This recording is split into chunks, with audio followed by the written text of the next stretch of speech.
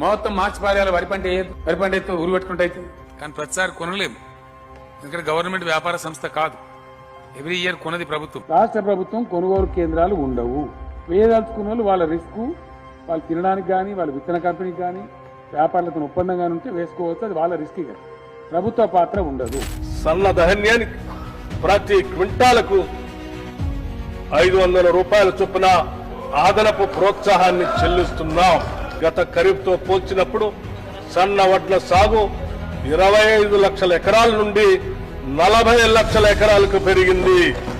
మా ప్రభుత్వం ఇస్తున్న బోనస్ మరియు ప్రతి చివర వడ్ల గింజ కూడా కొంటామని మేము చేసిన వాగ్దానమే దీనికి ప్రత్యక్ష కారణం. ఖరీఫ్ సీజన్ లో సన్న వడ్లు పండించిన రైతులకి 1206 కోట్ల 44 లక్షల కోట్ల రూపాయల బోనస్ చెల్లించడం జరిగింది.